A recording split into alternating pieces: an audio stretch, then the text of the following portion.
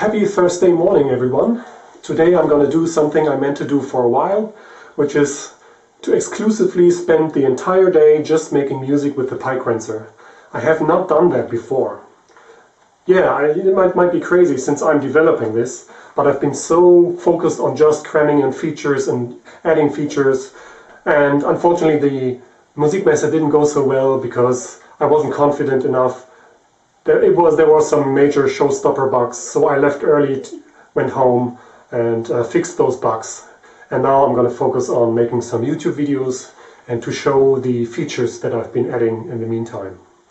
So let's see what I can do today.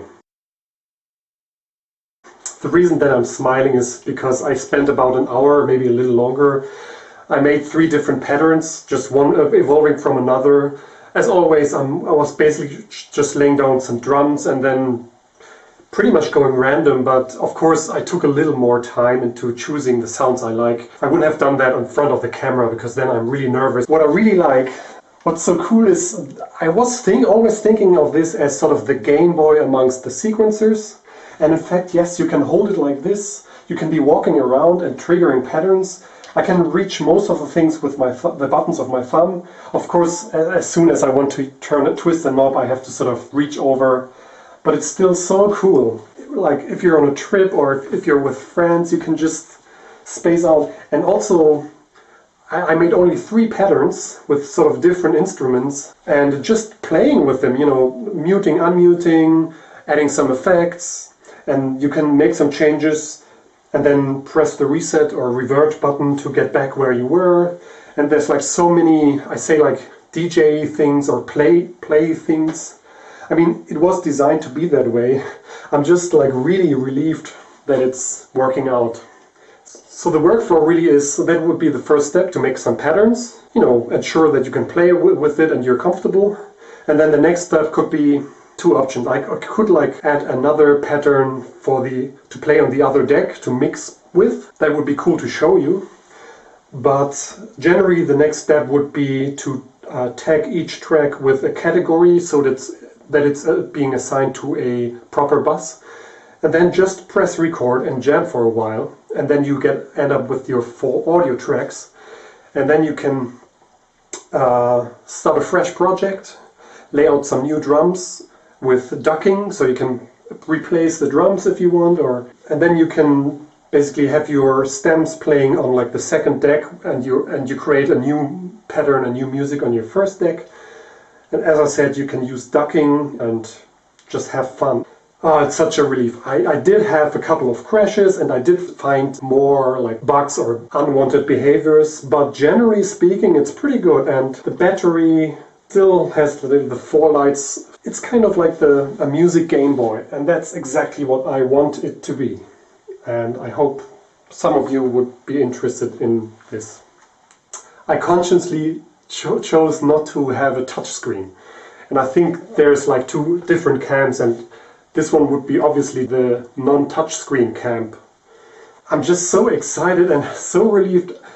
You have to remember that I've been working on this for 8 months. I quit my job and I had like all this uncertainty, and I was like going through so much problem solving, and each time I was basically thinking, okay, game over.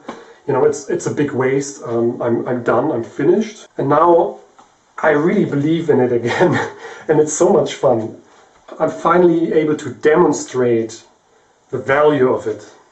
Until this point, with my first intro video, I know that it didn't come across. Yeah, stay tuned. You know, I will make some more detailed videos after some more jamming. So just standalone, I'm already able to make decent music. Remember that you can also connect external synthesizers and record them and sequence them with this thing. So it really is sort of a brain, or like your portable thing. When you come back to your home, you just plug in your controllers, record like some jam, and then you go somewhere else. And on the airplane, you know, you have like just that. It's really my personal dreams coming true. Like, even if I don't sell any of these, I'm perfectly happy to get a day job and you know, just be making music with this. So like I said, I just made 3 different patterns, and I tend to just play mostly with the muting, but with all kinds of other things as well, of course. When you then start recording this, you sort of automatically create an arrangement that has a natural flow.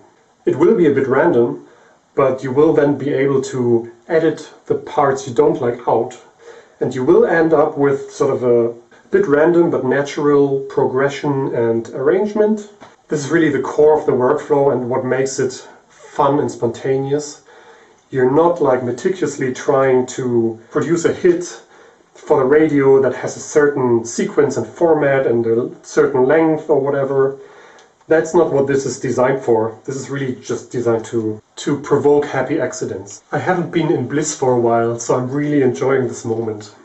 I realized I left something and very important information out to YouTube, which is the battery life. It's 8 hours. That's the ballpark, like 8 hours, maybe 7 to 8 hours. I think it's funny, I could say I just convinced myself of my own product. Less than a year ago, the last gear that I sold was an MPC 500. Of course, the MPC 500 is kind of the worst of the MPCs, I guess. I mean, it was enjoyable, but it was very rigid and limited in terms of playability. Like the sequencer, and it has like this LCD display, which is not a bad thing in itself, but the menu was terrible. Just comparing it with this, like this is light years ahead, right? So maybe think about that if you compare the prices, because I think the MPC 500 probably still goes for 300 euros or more on eBay, and this won't be much more than that. Of course, the one thing that the MPC has that this doesn't have is touch sensitivity, sensitive pads. I don't think it's a big deal. And of course, you can connect drum pad controllers. Okay, let's try to jam with this.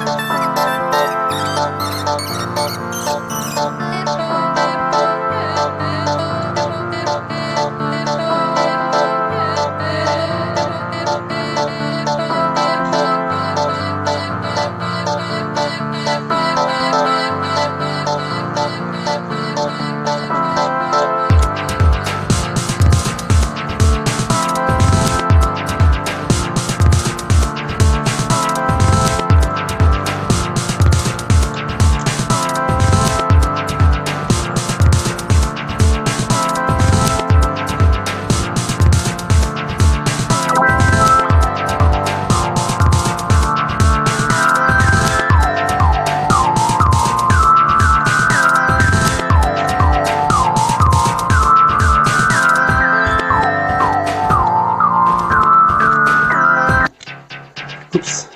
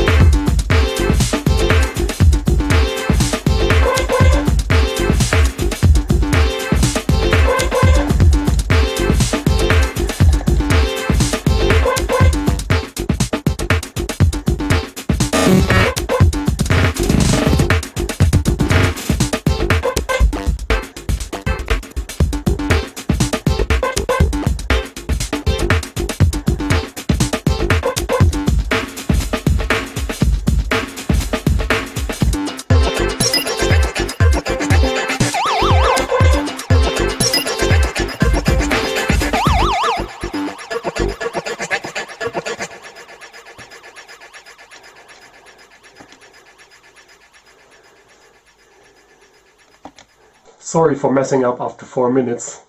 I couldn't recover the flow afterwards, but other than that I'm pretty happy with the results. Unfortunately, I forgot to arm the buses for recording before starting the jam. I wanted to show you the recording workflow, but I'll have to do it in a future video. I also discovered a terrible bug that needs some attention, and yeah, I need some time and money to polish the software more. If you like the general vibe, check out my SoundCloud page. It's soundcloud.com/evofx. Please consider donating to the project on Indiegogo. The Musikmesse was a total disaster for me financially. I would like to go to the super booth. I reached out to Cuckoo and he suggested that is a better place. Yeah, please check out my Indiegogo campaign. Peace out, Evo. See you later.